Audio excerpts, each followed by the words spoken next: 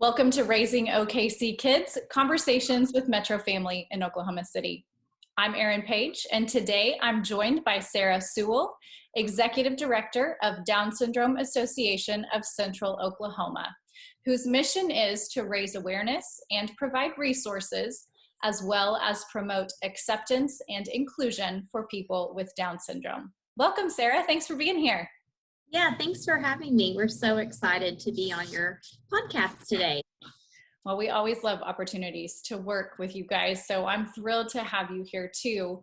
And I'd love to start off today by talking about people first language. Can you explain for us what that is and why it's so important? Actually, people first language, it actually does not identify the person first. People first language identifies the person first. So actually, we want to treat everybody equally. So instead of saying, she's deaf or that's a disabled person, we don't want to identify the problem. And for many years, people with disabilities were not identified as a person, and they were identified as the problem first. So for instance, instead of saying, she is handicapped or she is disabled, you would say she is a person with a disability. She is an individual who has Down syndrome. A lot of times people want to say, oh, there's a Downs kid. And, that's kind of hurtful as a mom, because my daughter has a name and she's a person first. So, we really try to educate the community on what people first language is and just how to use appropriate language to treat our children and to talk to them as an individual first instead of their diagnosis, because that's not what's important. And most of our kids don't always know what their diagnoses are, and nor do they care. They see that they have the same opportunities as anyone, and that's exactly what our organization promotes, are opportunities available to them in the community. Thank you so much for that framework as we dive into that conversation. I think that that's so important, and for us as parents to continue to learn and understand those kinds of implications and how we can all continue to do better. So Down Syndrome Association of Central Oklahoma offers so many programs, events, workshops for children and adults with Down syndrome, and for their parents and siblings too. For those new and expecting parents of children with Down syndrome, what kinds of support and resources do you offer that group? Well, for our 0 to age, or actually a prenatal diagnosis, the first thing we want to do is just educate them and support them. There's a lot of information that you can read on the web that can be disconcerting, and to actually talk to a parent who's been down that journey several years and answer those questions, it brings things to reality. And we offer a lot of support groups. We host workshops for them. We do a mommy mingle class, just kind of to support them in whatever questions they have. We do a new parent breakfast quarterly to encourage all of our new families, to attend that. And of course, any of our other social events, because those first 3 years, it's really just kind of navigating through the system and understanding terminology, because there's a lot of acronyms that are used out there that a lot of people don't understand. There's a lot of things that our new families have to apply for. So it really takes a one-on-one kind of situation. So when we get that first phone call from a new mom or dad that had received a prenatal diagnosis or have just delivered a baby with Down syndrome, or maybe their child, they've moved here and they need some more resources, we try to pair them up with a parent mentor, someone who lives in their area, also someone who may have similar health issues as their child, just so that they can navigate through the same health implications that they did previously, and talk to them about, I use this doctor for this situation, or here's how we handled this health issue. So it's more about, pairing them up, providing those support and services, and then helping them apply for all the services they need for their child, for that 0 to 3 age group. That is so powerful, that being able to provide that level of both education, but also connection and support with another parent. That's really great that you guys do that. I mean, So we provide them a new parent packet. Sometimes that can be a little overwhelming, especially after you've just given birth. You know, the last thing you want to do is sit down and read something. But I think having that one-on-one conversation over the phone or by text or email, whatever your communication method is, that seems to be really helpful for our new parents. I love that. That's so meaningful. Kind of the next age group in your elementary adventure club, I love the name of that. Tell us what this club provides for kids and their siblings too in this age group. So Elementary Adventure Club is for 3 to 12-year-olds. Those are in those elementary age years, and their siblings. And we just do fun activities. We'll have activities here at our office, craft days. We'll make kits for different things. We'll go out in the community and do different activities, whether it's swimming or tennis, or we've actually going to the zoo in October for Down Syndrome Awareness Month. So we kind of just let the families decide what they would like to do, and then kind of make our plans as far as activities and things that they're affiliated with.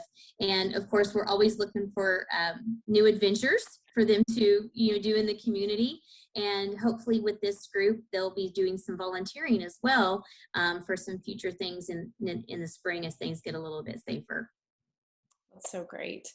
And then as kids become teenagers and transition into adulthood, you offer programs like the always popular Kylie's Kitchen and self-advocacy workshops. So how are you helping this age group in particular gain confidence and independence, and then also provide support and resources to their families as well? So this is an age group, you think that things get a little bit easier as your child grows older, but there are actually more things to be aware of and be attentive to. For instance, we talk to our families during this age group about puberty and sexuality. We actually are hosting a sexuality workshop virtually next Saturday, because those are things we really need to talk about with our kids and for our parents to understand in talking with our individuals about that. So the workshops are really helpful. We've been able to keep those going virtually during the pandemic.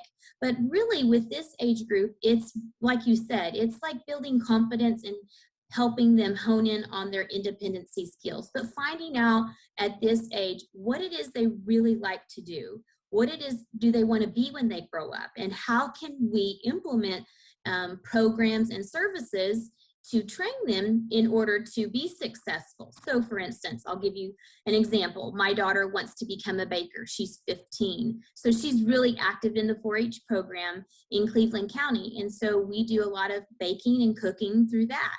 And hopefully one of these days she'll be able to do her transition job in high school, at a bakery, and go on to maybe a VOTEC center to learn more cooking skills.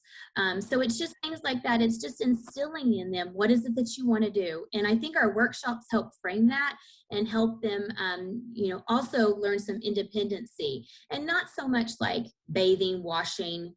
Those come natural. Yes, as parents, we do teach those things, but our workshops focus more on budgeting your money, how to open a bank account. We did a self-advocacy workshop on self-defense, being aware of your surroundings, which was eye-opening, especially with social media coming into play. All of our kids want to friend everyone. So it was an eye-opening experience to us and our parents, like, we really need to kind of monitor this and just talk through with our self-advocates what that means when you're friending somebody on Facebook, and do you really know them? Our kids are very relational, so they want to always build a relationship with someone, but is it an appropriate relationship to have? So really having those adult conversations early on are really, really helpful. So we try to just frame our workshops to focus more on what the kids need at that particular time for each age group or each stage in life as they develop and grow. And sometimes those might change on a whim. We've decided this next year that we are going to do our workshops every month just to have some more interaction with our self-advocates so that they can see each other, and it can also be more of a social opportunity for them as well. We were hosting them like 2 weeks in February, so this will actually get them, and they'll have lessons that they'll have to do and bring back each month as well. So it'll be kind of like a long-term class. That's so great. And you guys really focus and cover such a variety of topics that I know are not only super helpful for those self-advocates, but for their families too, who are going through that transition of helping their children become more independent. And that means as parents, we have to give up a little bit of control. Yes. So I love that you really help the whole family walk through that process. And I will say we encourage our parents to drop off for any of our programs for our teen and adults and not stay. And the kids will tell mom and dad, like, bye, or their caregiver, bye, don't stay, I don't want you here. And that really says a lot because they really want to do this by themselves and for themselves. And they learn better when they're one-on-one with us. And, I have to give a shout out because if it weren't for our great volunteer base that we have, they're really the core to our organization to help our self-advocates and really all of our kids develop and grow, and just giving them a chance and an opportunity. And we really appreciate all our volunteers. You guys do have an incredible volunteer team. I have had the distinct honor over the years of interviewing several of your self-advocates about not just what they get out of your programs, but even going beyond that, ways that they are spreading awareness, promoting inclusion, and advocating in the community to make Oklahoma City a better place for everyone. What does it feel like for you when you see those teens or young adults making that kind of an impact? It's amazing. It's the best feeling in the world. And I think more importantly, it's really reassuring and provides a lot of hope for our younger parents who are just starting the journey when they see a self-advocate out in the community giving speeches or talking about legislative actions or contacting community leaders to support them in whatever way it was. I will say this, our self-advocates always speak their mind, are always honest and truthful, and I can't imagine, those are the best qualities to have as a human being anyway.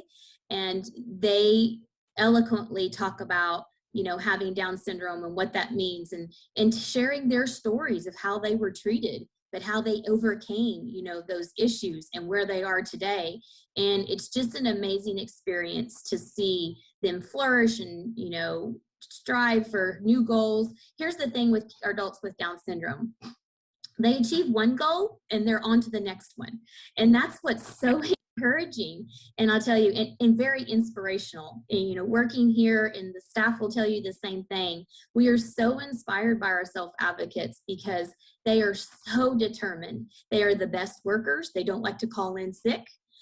They are very determined. The most loyal employees you could ever have. And those are true things. And I'm just so proud of them and what they do. And, they're our best spokesperson. For sure. And you're right, they are providing a lot of hope to a lot of people. And for me, interviewing self-advocates they're hands down my favorite interviews in my journalistic career. It's incredible to watch how committed they are, not just to advocating for themselves, but to advocating for others, and knowing that they are providing that sense of hope, like you said, to parents of young children with Down syndrome, that there's a great big world out there and they're going to be able to accomplish whatever they set their minds to. It's so powerful. And we have several of our self-advocates who serve on national boards and who are not afraid to call up their congressman and say, hey, I need you to vote on this bill today. And how many of us would do that? How many of us would have the courage to do this? And they do. And that's what's so inspiring and something we appreciate so much. In their service, they actually turn into volunteers for us. And so it's kind of a give back, it comes full circle. And that's what really is so uplifting and humbling about the job and working for them. That's incredible. So I'm going to ask this next question, knowing that obviously all children and individuals with Down syndrome have their own unique and special qualities. But for our parents of typically developing kids, can you give us just some general tips for them to help kids understand some of the special qualities and challenges that a child with Down syndrome might face, and how to just encourage those kids to interact with a classmate or friend who has Down syndrome? Well, I would say first things first, teach them people first language. Tell them to treat them as the person they are and not their disability. You know, Down syndrome you can see, some other diagnoses you cannot. And so we all have some disability, right? So, you know, teach them to call them by their name and to hone in on their strengths, what they're good at, not focus on what they're not good at. Because again, we all have our strengths and we all have our weaknesses. You know, patience, I would say, especially if it's an early learner, being patient with that individual, that child, just being kind, just being nice to them. I mean, that doesn't really take a whole lot of effort. But, you know, if you do know that there is a child in your child's classroom that has a disability, explain what that means to them. You know, they're going to ask a lot of questions, which is typically normal. So just explain what Down syndrome is. If you don't know, call us. We have lots of books to share and talk about those situations. But explaining, using people first language, you know, being very patient. And, you know, I say this because as parents, we get our feelings hurt a lot when our children are treated differently. So just treat them for the person that they are.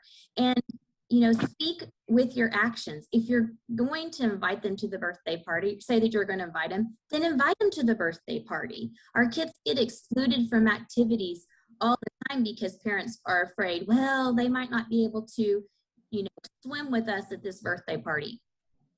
If not, let the parent make that decision of the person who has a disability. Don't make that for them. Because 9 times out of 10, the mom and dad are going to bring them and they'll have the accommodations for them, whether it's a life vest or floaties or whatever it might be.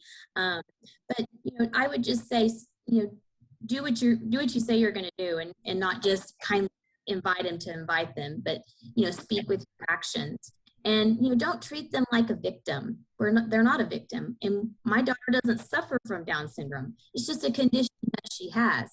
But she has a lot of abilities, and she's such a kind, sweet kid. So, you know, again, honing in on their strengths and, you know, being the shoulder that they can lean on, being a really good friend. But I think just, you know, going back to being genuine and kind really hits it home for us. Is such great advice, and really great advice for us to teach our kids in all instances, no matter who is in their classroom. And great advice for parents too. I love what you said about just invite them and just include them, and don't get so hung up on what accommodations they may or may not need. Those are great questions. I think, you know, kids, especially young kids, are they ask a lot of questions, and sometimes as parents, we get embarrassed or worried about the questions that they ask. And we can certainly, as parents, teach them to ask questions appropriately and at the right time. But I think in general, parents could certainly learn some good lessons from our kids, that it's okay to be curious, it's okay to ask questions appropriately, and to create those relationships. And I think I'll add to, you know, don't stare. If you have a question, if you're curious about something, just ask. We're going to answer you. I mean, because we know you're probably curious, and that's okay. You know, we want you to know who our child is from the inside out. And that, I think that's what's most important. We get a lot of stares and a lot of, whispers. Just don't do that. Just ask us the question that you're curious about. When Kirsten was younger, we would go to restaurants and people would always stare at her while she ate. And I always found that, it just broke my heart because, even though she took a lot of time to eat and she did eat in different ways, it wasn't abnormal to us because we noticed it every day. And I really just wish those people that were staring would just come over and ask, or just say, I noticed your daughter has Down syndrome, and, can you tell us a little bit more about her? What does she like to do? And what's her name? You know, start with those simple questions, and just avoid the stares. That's great advice, and really kind of goes back to that people first language, and looking at those as children as unique and special individuals rather than whatever behaviors you might be seeing. Thank you for that. That's really important. So one of your biggest fundraisers is coming up that helps you provide all the wonderful resources, programs, and support you offer. It will be September 25th. It is the Down Syndrome Festival and 5K, and the festival is free to attend. Tell us some more about what you have planned for this special day. So it's September 25th. It's on a Saturday. It'll be at the Myriad Botanical Gardens. First off, we have free parking just on the south side of the Myriad, so you can park right off Reno Avenue, pull in. Our 5K, and this year we have a fun run that will begin at 8 o'clock, and then our 5K will start immediately after that. So the 1 mile fun run is something that's new that everybody can, you know, come out and run or walk if you can't make the mile run. And then of course our 5K is a USATF sanctioned race that will start right there on Sheridan and in close to Hudson Boulevard. So we invite everybody to come out. It's $40 to run in the race, and you'll get a free t-shirt along with that. Our deadline for that is September 10th. You can still register after September 10th. That just ensures that you get a t-shirt with our race. And of course, everybody that participates in the race will also get a medal as they cross the finish line. So we're really excited about that. I think the mayor's going to join us for our awareness walk and race. So we're always excited to have Mayor Holt join us. And then after the 5K race, we will start our awareness walk. And it's just a quick little walk around John Rex Charter School around the block there. And after that walk, we will open up the Myriad Lawns for our festival activities. And this year we have a lot of different games and entertainment. We have several vendors who will be joining us. But some of the entertainment includes some inflatables. We'll have some carnival games. We have a DJ, so big dance party, as well as some other activities that some vendors will be supplying. We might even have some cornhole games going on.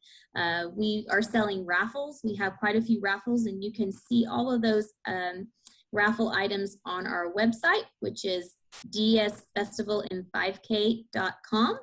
And our raffles are $5 each, and they range from different packages to a staycation and self-care, but we've got lots of things, packaged with those. All of our raffles are about $1,000 total in value, so you'll definitely get your money's worth if you buy a $5 raffle ticket and win, for sure.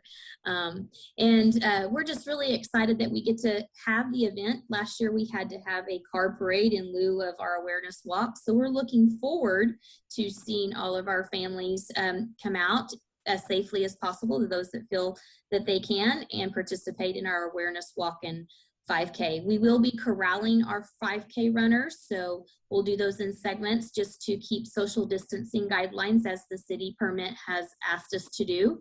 Our staff and volunteers will all be wearing masks. We will have sanitation stations throughout the Myriad Gardens for those that would like to use those. And we're just hoping for a great, fun day outside. And we would love for everybody to come out and join us. Our families will be there with their smiling faces and all their fun t-shirts with their teams and their team logos. And we're just really looking forward to it. It's really such an uplifting event, and the festival is open to anyone and everyone. Even if folks can't participate in the race, they can still come out for the festival and enjoy those activities, right? Absolutely. Those are all free, and we would love as many people as possible to join us in walking for acceptance and inclusion and promoting, individuals with Down syndrome and all their abilities. And as we like to say on that day, we're supporting the 21st chromosome, and it's pretty amazing to see all the people that come out and support us and join in our efforts and support our cause. Absolutely. And I know it's really meaningful for your self-advocates and for their families as well to see folks come out in support of them. Yes, our self-advocates are going to be giving out cotton candy. They're running the cotton candy machine. So at least come out and get some cotton candy. Definitely. So Sarah, tell us, how many families do you typically serve in a year? And then in addition to the festival and run, what are some other ways that people can get involved? So we serve about 900 families in the central Oklahoma area. There is another affiliate association in the Tulsa area, and we work closely with them because we don't want to turn anybody away that, you know, is starting their journey of raising a child with Down syndrome. We do have families out in western Oklahoma that we support, and we try to do things with them virtually. A lot of them drive in for programs and services, and a lot of them spend the weekend with us during our festival. So they're definitely, you know, engaged in our organization. But about 900 to 1,000 families we serve. You know, on average, we receive about 25 new new diagnoses a year. So we try to support all of those new families with those programs and services, and basically support that I mentioned earlier. And a couple of things that we do is we have free tutoring for our elementary age kids. That's a service that we're always looking for volunteers for. You had mentioned Kylie's Kitchen, which is our microwave-based cooking class. It's a program we host here in our office. It's every Friday night from 6 to 8. We have had to split up those Fridays just to keep them distanced out during the pandemic, and we were able to offer those virtually. So those are some of the hands-on programs that we do. Throughout the year, we host several different fundraising events. This year, we are launching a fashion show, which will take place in February. So we're always looking for volunteers to help us with that. It should be lots of fun, and that's a committee that you could serve on. And then we have our golf tournament in April. And of course, World Down Syndrome Day, which is March 21st, 321, to represent the third replication of the 21st chromosome. We'll have activities and events around that day to celebrate our loved ones with Down syndrome. So those are kind of the fundraising activities that we have. We still sell our calendars, and it's more of an awareness tool, but we have our calendars if anybody would like to sell those. And of course, with all of our fundraising events, we have committees that volunteers can serve on, and we would welcome anybody that has expertise in those areas to join us.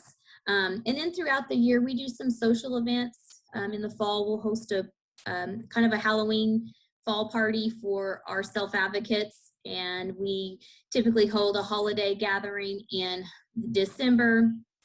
We have an Easter extravaganza in April, and then we usually try to do some activity in June with our dads group. That was one of the groups I didn't mention earlier. We have Dads Appreciating Down Syndrome, DADS, and they're a group of dads, and they do a lot of fun activities. We're kind of regenerating that group in October, and so look for some exciting things to come with our dads group. And we're really excited to see what they can come up with. So those are kind of like the more social events that we have, for all of our families. Some of the targeted things I mentioned earlier, the Mommy Mingle classes that we do, our workshop series that we'll do monthly with our self-advocates. We'll need help with those. And all of those activities and events are posted on our website. You can click on upcoming events and click on the volunteer link from there. Or if you're simply just looking for some hours or would like to, come and help in our office, we always have lots of things to do. For instance, today we're sorting t-shirts for the festival to try to figure out, what we're going to do with leftover t-shirts that we've had over the last 20 years. So there's always something to do here, whether it's working one-on-one with an individual or working with us in general. We would love to have volunteers come and help us in whatever capacity they need. And we do have students that come in and help quite a bit that need to fulfill hours for classes, whether they're, going to some type of therapy or special education or education in general. We try to work with those students in classes so that they can get those practicum hours. There are lots of really great ways to plug in for whatever amount of time somebody has to serve, whatever their special talents are that they could bring to the organization. Lots of great options. So the pandemic obviously has created stress on all of our families, in addition to just a general lack of normalcy and lack of structure. But we know that for families with kids who have special needs, the challenges are so much greater. How is the organization helping the families you serve cope right now? And where are you finding hope? Yeah, it's a really tough situation because, we have a lot of our kids that just can't go to school right now. It's just their parents don't feel that it's safe, especially if they're unable to receive the vaccine, or they may can't receive the vaccine for medical reasons or other things. So um, we highly encourage that everybody to do what they feel is best for them and their family, of course. And a couple of things we have continued to do: we've offered tutoring virtually. Karen Wallace is our special education teacher, and she has been working around the clock, helping our families modify curriculum for their IEPs, helping with curriculum items, finding modifications that they can use for virtual school, and what that looks like. And actually, we decided September we would do tutoring virtually, just to make sure that she stays safe, and our individuals that are doing in-person tutoring, which are now virtual, stay safe. So we've tried to make all of our programs virtual, whether it's tutoring. A couple things we did this last year is we had a virtual dance party, virtual dance classes. We did all of our workshops virtually. We hosted a workshop with Dr. Domek here on the vaccine for questions when that came out, what parents may have. So that was really helpful for those that were choosing that route. And, here recently, we've offered a couple of virtual sessions on getting on the wait list, the developmental disabilities wait list. And then just, how to apply for things virtually, because not only have, did school go virtually and other things, you can't go indoors and fill out applications with Social Security and DHS. So all that had to go virtually as well. I did hear today or last night that Sooner Start is a program designed for 0 to 3 age children. For anybody that has a developmental delay qualifies, which is all of our families and children.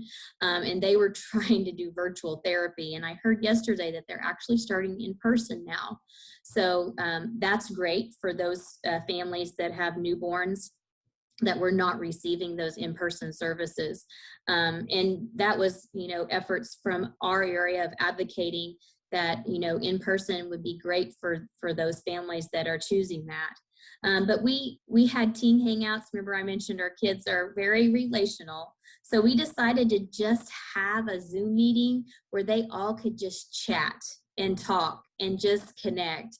And some of those lasted for about 2.5 hours, which was great for them, because remember, our teen and adults, after they graduate from high school, if they're not interacting day to day, they get really depressed. So we tried to do those as much and as often as we could, so that people didn't get burned out with Zoom. But we did do Kylie's Kitchen virtually. We, set up in our kitchens, and we provided kits if those that wanted to come by and get the supplies for the recipes could drop by the office and pick those up, or they could buy those on their own. We tried to make the recipes designed of things that you probably would have in your pantry versus having to go out and buy special items, since some of those things were not on the shelves. So we just tried to modify and do as much as we could. You can and could virtually versus in person. And it seemed to work. And now we've kind of opened things back up slowly and safely. And we're hoping that we can start offering more of our workshops, in person. I think the disconnect is, our parents not being able to communicate regularly and having those support group meetings on a regular basis, and just not being able to be together to talk through things and hug on one another and lean on each other when we do need those supports. And but I will say, we've taken a lot of phone calls over the last year.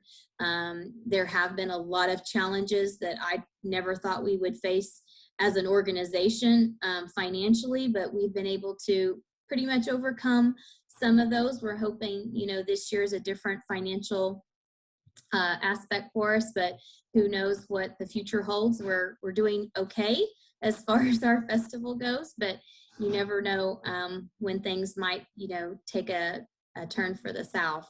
So we're really fortunate in the fact that we work really, really hard with a little bit of money, and every dollar goes towards our families in as far as our administrative costs. And we're really proud of that. And I just have to say, as part of this, our board has been extremely supportive of everything that we've been doing, and our board has really stepped up, to fill in those gaps when we couldn't get volunteers in. And I think that's key. Or, you've got to have a good board and a good support system, to make an organization like this continue to be successful in such times as, a pandemic. You guys have done an incredible job getting creative to continue to do the great things you do and support the families you support. And I'll just give a call out to our listeners to look at some ways to help support Down Syndrome Association of Central Oklahoma, whether that's financially or with your time or going out to the festival, just so you can see in person the incredible work that this organization does for families.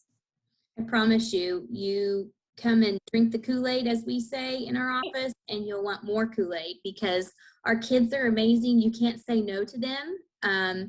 And once you are hooked and you are a part of us, you are our family. Absolutely. We don't turn anybody away. We welcome everyone. And I think, our self-advocates are a true testament and can speak volumes to how to be successful and really what we stand for. You just have to see them out in the workforce or doing whatever it is they love. And I have to say, I received a grant this past year for fitness kits for our self-advocates. So we bought them kettlebells and weights and timers to run with, and those have been great. And it's funny because I wasn't sure how many students would participate in the fitness kits, and we bought 20 thinking we might have a few left over. Posted it, within 2 hours they were all gone. And so we had a little bit of money left over from the grant, and so we went out and bought more. Posted it again, and again they were all gone within a matter of a couple of hours. So it just goes to show you how important just little things like that are to our self-advocates. And we designed a group me for them to communicate with us on their workouts. They got a notebook that they're logging, and so hopefully all those workout kids will come and join us for the festival, because the goal is for them to run with us on September 25th. So I'm really excited to see their faces in September. So it just goes to show you, even things outside of the office really have an impact, and I really have a need, something that we didn't know. And we all know working out makes us all feel better. But it also provided them a way to engage with their other self-advocates, even through a GroupMe app. And it became a challenge in some, like, I did this workout, did you do it too? And so there are ways you can get creative and engage your community other than, doing virtual Zoom all the time. Such a great example. Thank you so much for your time today, Sarah, and for all the wonderful work that you do. Yes, thank you so much. And again, if anybody wants to volunteer with us, you can go to DSACO.org and click on the volunteer link in any upcoming events. But other than that, just give us a call. We'll be happy to get you signed up. Absolutely. And I encourage all of our listeners to head to DSACO.org and find out how you can plug in. Thanks everyone for listening. Join us next time on Raising OKC Kids.